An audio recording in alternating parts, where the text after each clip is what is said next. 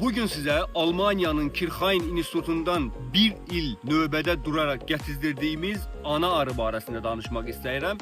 Bir ədəd gördüyünüz, baxın bu cür gördüyünüz bir ədəd ana arıya 800 manat, 400 euro pul ödəmişik. Yəni yol haqqı ilə bir yerdə 1000 manata yaxın pulumuz çıxıb. Yəni bir ədəd arı.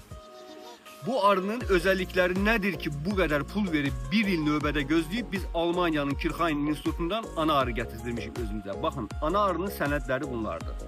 Ve burada da bütün her bir şey qeyd olunub. Ana arının sənədləri, sağlamlıq haqqında kağızı həkim tərəfindən, yəni bunlar tam sağlam olduğu və məhsuldar olub olmadığını yoxlayıb artıq bizə təhvil veriblər. Əslində bizə bunu vermirlər. Bu artıq biraz uzun mövzudur. Bu mövzuya girişmək istəmirəm. Alman vətəndaşı bunu götürüb və bizə göndərib. Deməli, əziz yoldaşlar, baxın. Bu qəfəsdir. Bu qəfəsin içərisində 3 nömrəli ana arımız yerləşir. Bu ana arını inşallah biz indi buraxacağıq.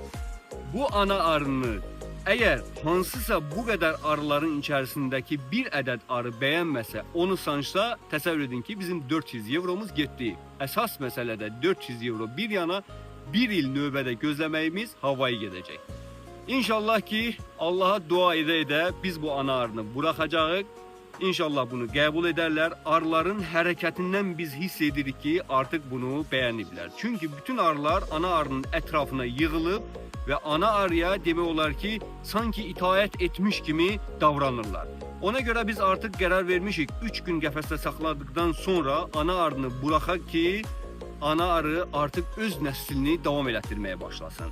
Biz de bu ana arını damazlıq arı kimi istifadə edib bu arıdan yeni növ özümüz için ana arılar yetiştirip öz arıxanamızı bundan təmin edəcək və vaxtımız olarsa əgər, sözsüz ki mənim vaxtım olmayacaq, mən arı məhsullarının satışı ilə məşğulam, mənim yaxın dostlarım var. Həmin dostlar gəlib bu damazlıqdan istifadə edib sizin üçün ana arının satışını edəcəkdir. Həmin yoldaşlara da sifariş etmək üçün Mart-Aprel ayından artıq öz sifarişlərinizi verə bilərsiniz. Çünkü çok güçlü tələbat olacak. Deyərdim ki Azərbaycana birinci dəfədir ki bu cür sənədlə, bu cür Kirchhain İnstitutundan birinci dəfə artıq ana arı gəlib. İndi isə keçək ən həyəcanlı məsələyə.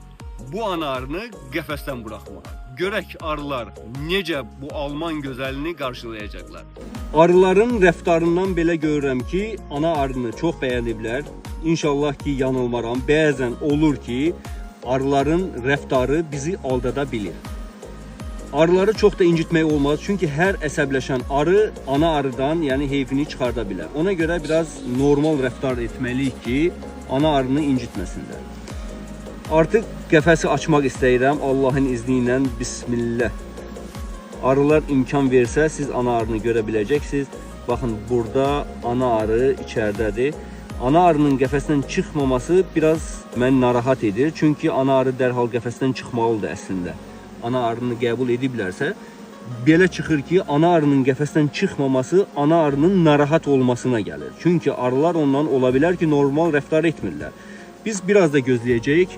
Burada içəridə 3 nömrəli ana arı bəlkə də görə bilirsiniz. Arılar başına toplaşır ana arının.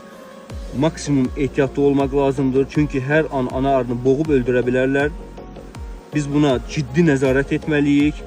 Yenə deyirəm, buna verilən pul bir yana bizim növbədə gözləməyimiz elə bizim üçün ən çətini budur. Ana arı artıq çıxdı. Gördüyünüz kimi düşdü pətəyin içərisinə. İndi isə biz çərçivənin üzərində ana arıya nəzarət etməliyik.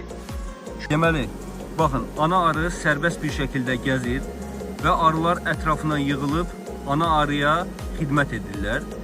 Bu hal-hazırda belə görünə bilər, amma vəziyyət hər an dəyişilə bilər. İndi hal-hazırda ana arının başını təmizlədiyini görürsünüz, yəni ana arının yalayıb təmizlədiyini görürsünüz, ona xidmət etdiyini görürsünüz, amma 5 dəqiqədən sonra ana arının başını əzdiyini də görə bilərsiniz arı tərəfindən. Ona görə tam nəzarət etməliyik. Arıların ana arıya qarşı necə rəftar etdiyinə diqqətlə izləməliyik. Şərt deyil ana arını öldürməsinlər. Ana arını zədələsələr belə ana arının problemli olması gələcəkdə sakit ana dəyişməyə, yəni ana arının dəyişilməsinə, arılar tərəfindən bəyənilməyib dəyişilməsinə səbəb ola bilər. Ona görə ciddi nəzarət etməliyik ki, arılar ana arını incitməsinlər. Hal-hazırda ana arıya nəzarət edirəm. İnşallah ki, ana arını qəbul edərlər. Fikirləşə bilərsiniz, məqsəd nədir? Yəni bizim yerli sort arıları nəyə görə siz bəyənməyib Almaniyadan ana arı gətirirsiniz? Çünki bizim Qafqaz arı adı altında olan cır, mələz arılarımız artıq məhsuldarlığı demək olar ki, sıfıra bərabərdir. Heç bir effekt vermir. Ona görə məcbur qalırıq ki, xaricdən Almaniyanın Kirxan İnstitutunda seleksiya olunmuş, tam geni bəlli olan, tam sağlam, xəstəliklərə qarşı dözümlü və məhsuldarlığı yüksək məhsuldarlığı olan damazlıq özümüz üçün ana arıları seçib gətirək. Yəni biz buna məcburuq. Artıq yerli sort arılarımızla təəssüf ki, biz artıq işləyə bilmirik.